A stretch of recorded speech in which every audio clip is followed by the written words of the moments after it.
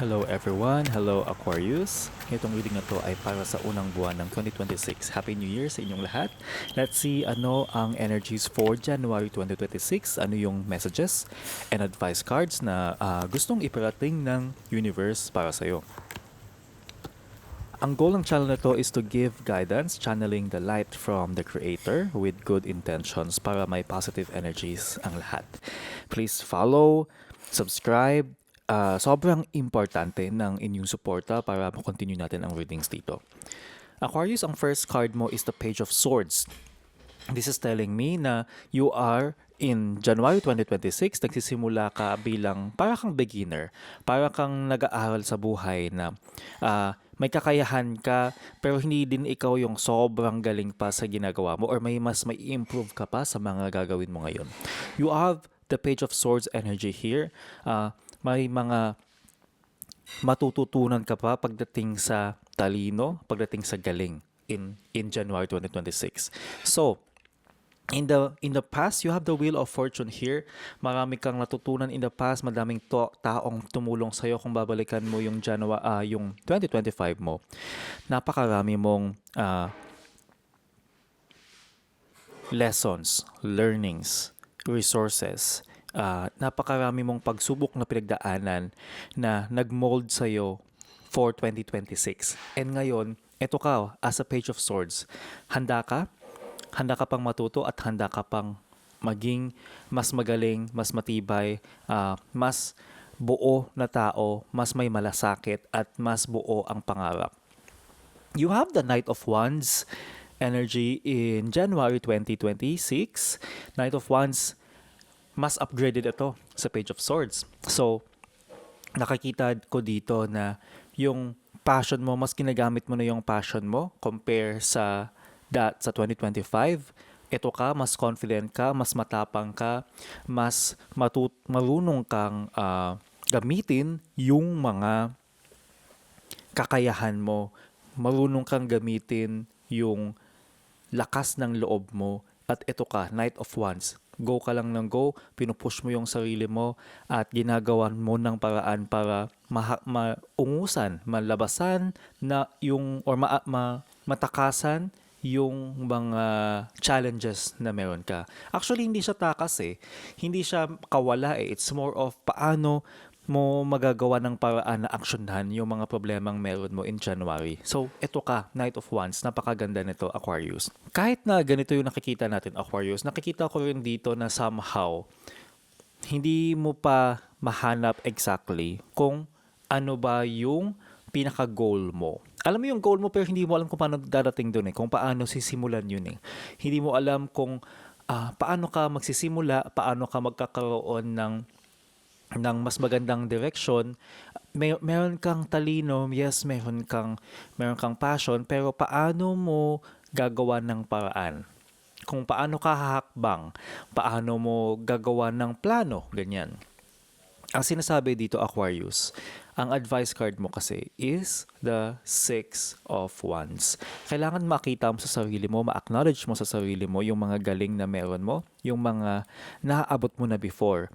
Yung self-confidence mo kailangan mong ibalik, yung mga oras na alam mong nanalo ka, nalagpasan mo yung mga pagsubok sa buhay, kailangan mong tandaan sa sarili mo, ibalik mo sa sarili mo yung pakiramdam ng tagumpay. Yung feeling of victory, kailangan mong malaman sa sarili mo na andyan sa'yo. Kung nagawa mo before, kaya mo pa din siyang gawin ngayon.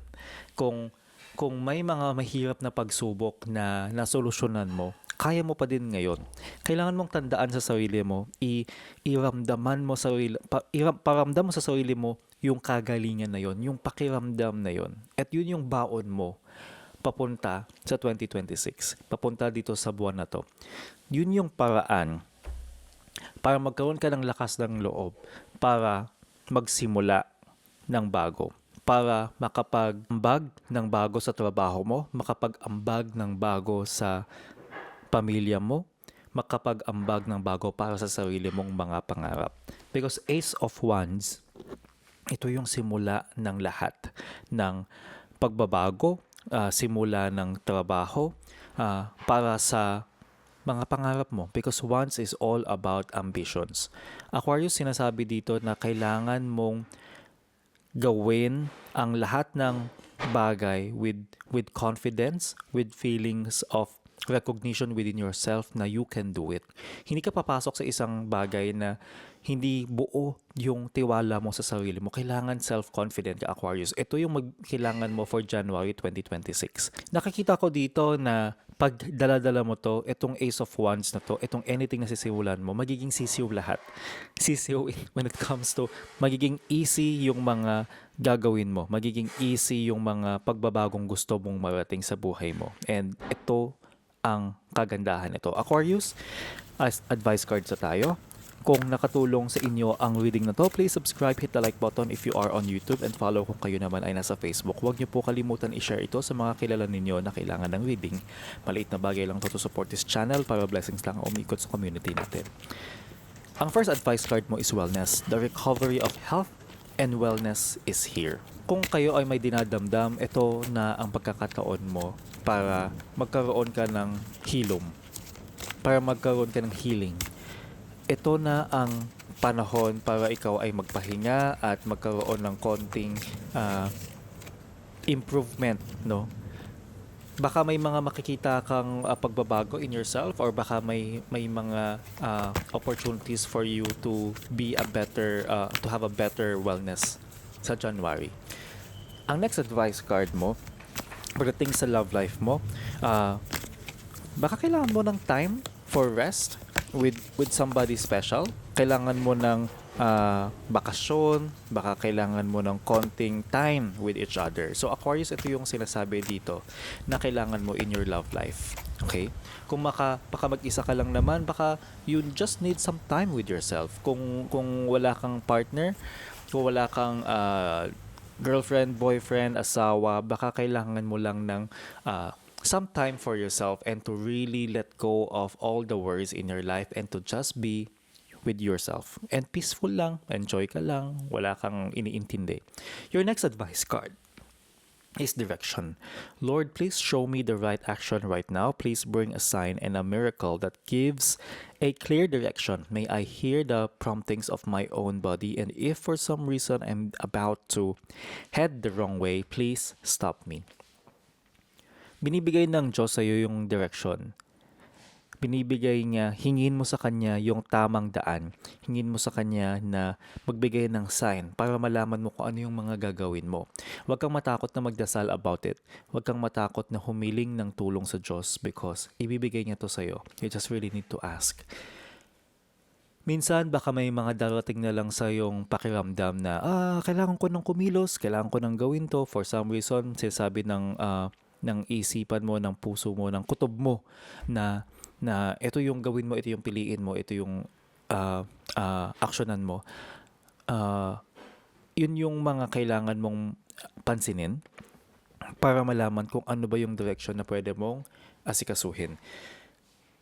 Huwag kang matakot na humiling ng tulong sa Diyos.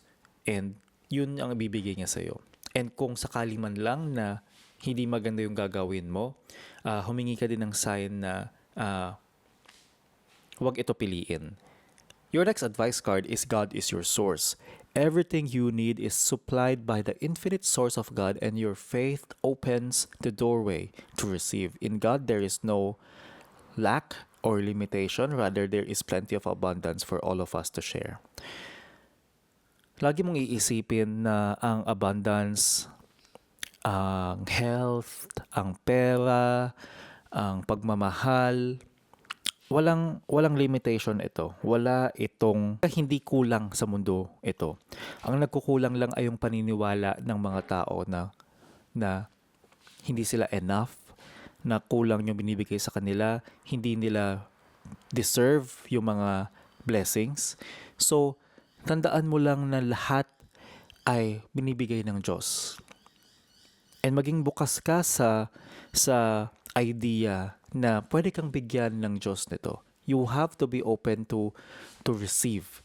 And ito yung bibigay sa'yo ng Diyos dahil wala namang pagkukulang, wala namang limitation. But napakarami nito at napakarami nito na ma-receive mo, pwede mong i-receive. Sa sobrang dami niya, pwede kang mag-share sa ibang tao. So huwag kang matatakot na humiling, huwag kang matakot na maniwala sa Diyos because ito talaga yung meron mo. Kailangan mo lang sabihin sa sarili mo na you deserve it, kalmado ka lang, and maglagay ka ng napakaraming pagmamahal sa puso mo. And ito din dapat yung binibigay mo sa ibang tao para ikaw mismo, punong-puno ng pagmamahal at madami kang i-share, and yun din ang matatanggap mo. Puro blessings, abundance, and love. Yan ang reading ninyo. Please follow or subscribe para may aabangan kang forecast for your sign. Always remember, sa lahat ng gagawin mong desisyon, dapat mabuti ang iyong intention. See you sa next reading.